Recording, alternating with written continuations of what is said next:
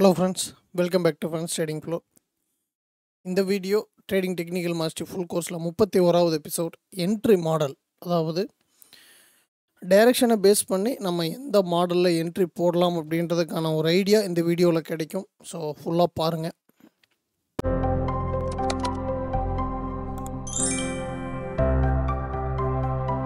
இந்த வீடியோவோட கண்டென்ட் அப்படின்னு சொல்லி பார்த்தீங்க அப்படின்னா ரொம்ப சிம்பிளுங்க. ஃபஸ்ட்டு என்ட்ரி ரூல்ஸ் தெரிஞ்சுக்கலாம். அதுக்கடுத்து அந்த என்ட்ரி ரூல்ஸில் பை மாடல் எப்படி இருக்கும், செல் மாடல் எப்படி இருக்கும் அப்படின்றத பற்றி தெரிஞ்சுக்குவோம். அண்ட் ஃபைனலாக என்ட்ரிக்கான கன்க்ளூஷன் என்ன அப்படின்றத பார்த்துட்டு சார்ட்டில் எக்ஸாம்பிள்ஸ் பார்க்கலாம். ஸோ இந்த வீடியோவோட டோட்டல் கண்டென்ட்டுக்கான ஃபார்முலா இதுதான். ஃபஸ்ட்டு என்ட்ரி ரூல் அப்படின்றதில் நம்ம மெயினாக தெரிஞ்சுக்க வேண்டிய விஷயம் ட்ரேட் வித் த டைரெக்ஷன். எல்லாமே ட்ரேடு அதாவது அந்த ட்ரேட் வித் த ட்ரெண்ட் அப்படின்னு சொல்லுவாங்க. ட்ரெண்டுக்கு மட்டும் ட்ரேட் போடுங்க அப்படின்னு சொல்லி. பட் நான் சொல்கிறது என்னென்னா அந்த டைரெக்ஷனுக்கு ட்ரேட் போடுங்க அப்படின்னு சொல்கிறேன். ஏன் அப்படின்னா அந்த buy model sell model examples உங்களுக்கு காட்டும்போது புரியும். பட் என்னையை பொறுத்தளவுக்கு ட்ரெண்ட் அப்படின்றது வேறு, டைரெக்ஷன் அப்படின்றது வேறுங்க. ஸோ நான் அப்படி பார்க்குறேன். அதனால் உங்களுக்கும் அப்படி தான் டீச் பண்ணுறேன். ஸோ அதுக்கான ரூல்ஸ் அப்படின்னு சொல்லி பார்க்கும்போது ரூல் நம்பர் 1, ப்ராப்பரான பிரேக் அவுட்டுக்கு வெயிட் பண்ணி அந்த டைரெக்ஷனை கன்ஃபார்ம் பண்ணணும் உங்களுடைய டைரெக்ஷனுக்கான டைம் ஃப்ரேமில். ஓகேங்களா? நெக்ஸ்ட்டு அந்த டைரெக்ஷனுக்கான டைம் ஃப்ரேமில் கீ லெவல்ஸை மார்க் பண்ணி வச்சுக்கணும். அடுத்த ரூல், அந்த கீ லெவலை மார்க் பண்ணி வச்சதுக்கப்புறம் ட்ரெண்ட் அப்படின்ற ஒரு விஷயம் அந்த கீ லெவலை அந்த கீ லெவலை ரீச் பண்ணினதுக்கு அப்புறம் ட்ரெண்ட் அப்படின்ற ஒரு விஷயம் ரிவர்ஸ் ஆகிற வரைக்கும் நம்ம வெயிட் பண்ணணும். ஓகேங்களா? அந்த ட்ரெண்ட் ரிவர்சலுக்கான கன்ஃபர்மேஷன் அப்படின்றது 3வது ரூல். 4வது ரூல், அந்த ட்ரெண்ட் ரிவர்சலை கன்ஃபார்ம் பண்ணுறதுக்கு அந்த lower time frame fake out. ஓகேங்களா? ஸோ இது ஒரு அடிஷ்னல் பாயிண்ட்டாக வச்சுக்கோங்க. அந்த royal time frame fake out அப்படின்ற ஒரு விஷயத்த அந்த ட்ரெண்ட் ரிவர்சல் கன்ஃபர்மேஷனாக நம்ம எடுத்துக்கலாம். ஓகேங்களா? அதுக்கப்புறம் லிமிட் ஆர்டரோ அல்லது மார்க்கெட் ஆர்டரோ, இது ரெண்டுக்கும் டிஃப்ரெண்ட் டைப்ஸ் ஆஃப் ஒப்பீனியன்ஸ் இருக்கும் ஒவ்வொருத்தருக்கும். பட் என்னென்னா நெசசரியான ஒரு விஷயம் என்னென்னா ரிஸ்க் மேனேஜ்மெண்ட். அந்த ரிஸ்க் மேனேஜ்மெண்ட்டை வச்சு மார்க்கெட் ஆர்டர் போடலாம் அல்லது லிமிட் ஆர்டர் அப்படின்றது இந்த ட்ரெண்ட் ரிவர்சல் கன்ஃபர்மேஷனை வச்சு ப்ராப்பராக ஒரு லெவலில் என்ட்ரியை டைரெக்டாக போட்டுடுறது. மார்க்கெட் ஆர்டர் அப்படின்றது அந்த ரிவர்சல் கன்ஃபர்மேஷன் வந்ததுக்கப்புறம் ஒரு சின்ன ரீட்ரேஸ்மெண்ட் வரும் இல்லைங்களா? அந்த ரீட்ரேஸ்மெண்ட்டில் ஒரு சின்னதாக ஒரு அனதர் ரிவர்சல் கன்ஃபர்மேஷன் இன் லோயர் டைம் ஃப்ரேம். நம்ம அந்த என்ட்ரிக்கான டைம் ஃப்ரேம் வச்சுருக்கோம் இல்லைங்களா? அந்த என்ட்ரிக்கான டைம் ஃப்ரேமில் ப்ராப்பர் ரிவர்சலை பார்த்துட்டு கேண்டில் கன்ஃபர்மேஷனை வச்சு மார்க்கெட் ஆர்டர் போடுறது. ஸோ இது ரெண்டு தான் டிஃப்ரெண்ட். ஸோ இந்த ரூல்ஸில் எந்த விதமான குழப்பமும் இருக்காது. எல்லாருமே ஃபாலோ பண்ணக்கூடிய ரூல்ஸ். அதுக்கான மாடல்னு சொல்லி பார்த்தீங்கன்னா பை மாடல் நம்ம ரெண்டுமே புல்லிஷ் பேரிஷ் ரெண்டுக்குமே எடுத்துருக்குறோம்.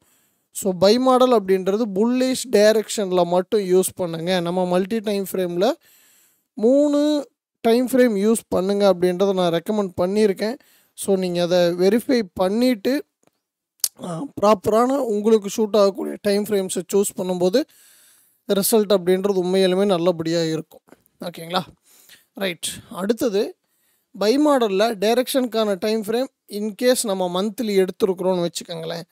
மந்த்லி டைரெக்ஷனுக்கு நான் ட்ரேட் போடுறேன் அப்படின்னா மந்த்லியில் புல்லிஷ் ட்ரெண்ட் அப்படின்ற ஒரு விஷயத்தை கன்ஃபார்ம் பண்ணணும். கன்ஃபார்ம் பண்ணிவிட்டு மந்த்லி டைரெக்ஷனுக்கான டைம் ஃப்ரேமை எடுத்தோன்னா நம்ம ட்ரெண்டுக்கான டைம் ஃப்ரேம் என்ன எடுப்போம்? டெய்லி.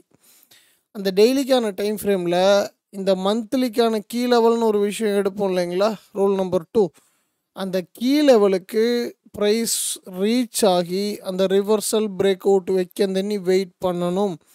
இந்த மாதிரி நடக்கக்கூடிய ஒரு சின்ன பை மூமெண்டமில் பை போட்டு மாட்டிக்காதீங்க. மேபி இதுதான் உங்களுக்கான ஃபேக் அவுட் ஜோன். ஓகேங்களா?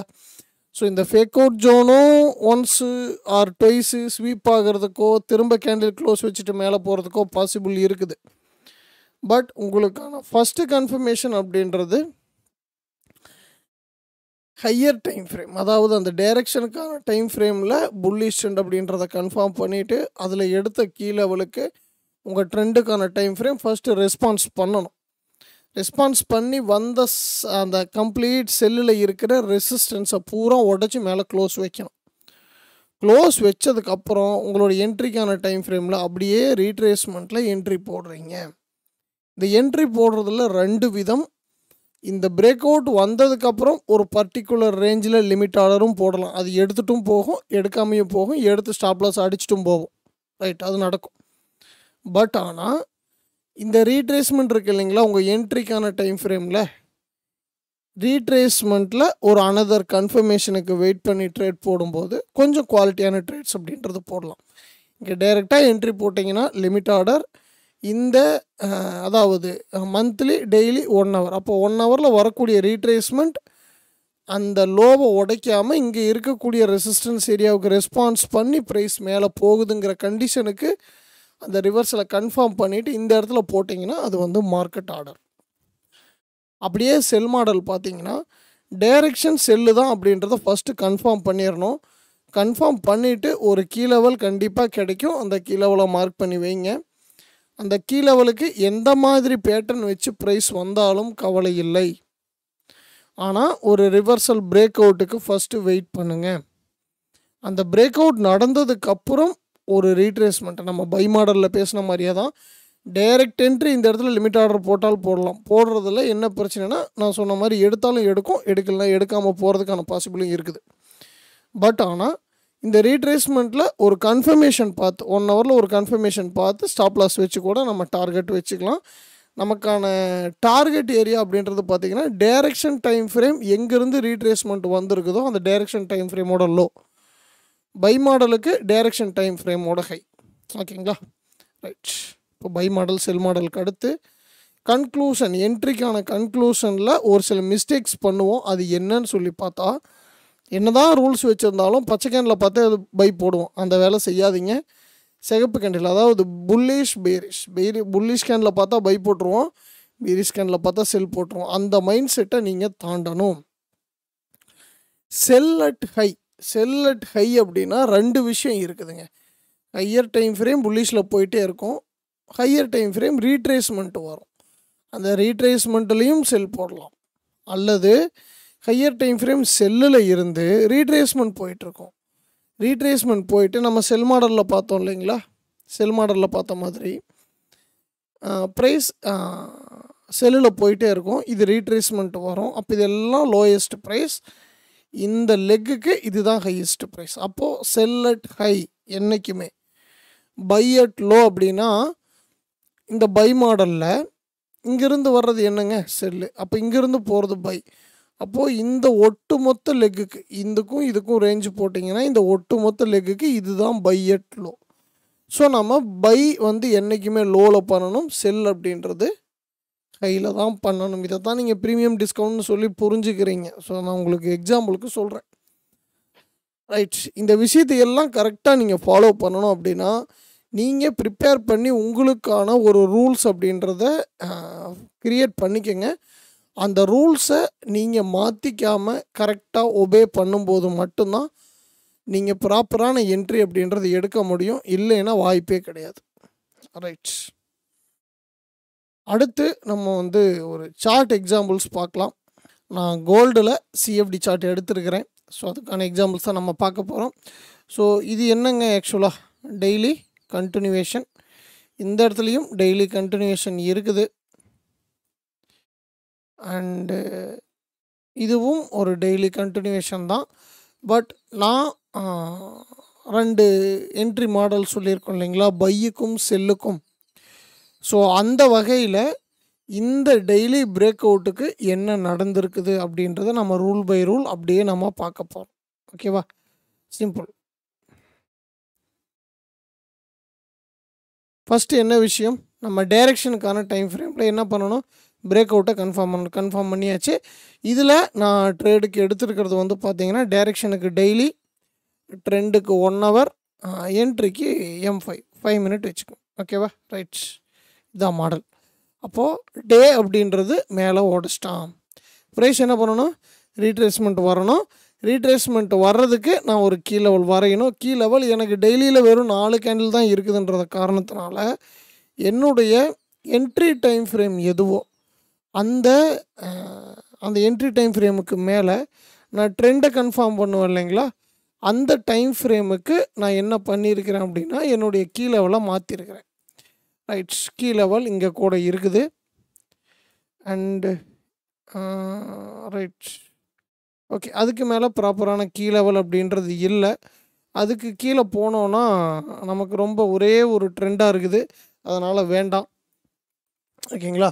ஸோ இதுக்கு கீழேயும் போயிட்டு ப்ரைஸ் ரைட் சைடில் திரும்பிச்சுன்னா நம்ம அந்த கன்ஃபர்மேஷன் வச்சு என்ட்ரி போட்டுக்கலாம். ரைட், அப்போது டெய்லி பிரேக் அவுட் 1 ஹவர் நமக்கு என்ன பண்ணணும், நமக்கு டெய்லி டைம் ஃப்ரேமில் இல்லாதனால நம்ம 1 ஹவரில் ரீட்ரேஸ்மெண்ட்டுக்கு வச்சுருக்கிறோம். அந்த ரீட்ரேஸ்மெண்ட்டுக்கு டெய்லி டைம் ஃப்ரேமில் கீ லெவல் எடுக்க முடியாதுங்கிற காரணத்தினால 1 ஹவரில் நம்ம கீ லெவல் வரைஞ்சிருக்கிறோம். ரைட், அப்போது கீ லெவலுக்கு வந்துருச்சு. வரும்போது நம்ம என்ன பண்ணணும், எந்த ஸ்விங்கு உடையணுமோ உடைய வேண்டிய ஸ்விங்கை பூரா மார்க் பண்ணணும். ரைட், இது கம்ப்ளீட் ரேஞ்சுங்கிறதுனால நான் என்ன பண்ணியிருக்கிறேன், இந்த 2 லெவல் எடுத்து வச்சுருக்கிறேன். ப்ரைஸ் என்ன பண்ணுது, உடச்சிச்சு, ரீட்ரேஸ்மெண்ட் வந்துச்சு, என்ட்ரி எடுத்துச்சு, உடச்சிச்சு, ரீட்ரேஸ்மெண்ட் வந்துச்சு, என்ட்ரி எடுத்துகிட்டு போயிருக்குது. திரும்ப இது ஸ்வீப் பண்ணி போனாலும் இந்த லெவலை ப்ரைஸ் கீழே க்ளோஸ் வைக்கலை. ஓகேங்களா. ஸோ இந்த 2 வாரமாக 2-3 வாரமாக கோல்டு கண்டினியூஷனில் ட்ரேட் போட்டவங்களுக்கு உண்மையிலுமே நல்ல ப்ராஃபிட்ஸ். ஓகேங்களா. ஸோ இங்கே பாருங்கள், இந்த பிரேக் அவுட்டுக்கு நீங்கள் கீ லெவல் எடுத்தீங்கன்னா இது எடுப்பீங்களா. ஸோ ப்ராப்பராக ரீட்ரேஸ்மெண்ட் வந்துச்சு, ஜோனை உடைச்சான், நான் மாடலில் காட்டின மாதிரி திரும்ப ஸ்வீப் பண்ணியும் உடைப்பான். ஸோ இந்த இடத்துல நீங்கள் டைரெக்ட் லிமிட் ஆர்டர் போட்டிங்கன்னா என்ன நடக்கும், ஸ்டாப் லாஸ் ஒரு ஸ்டாப் லாஸ் போகும்.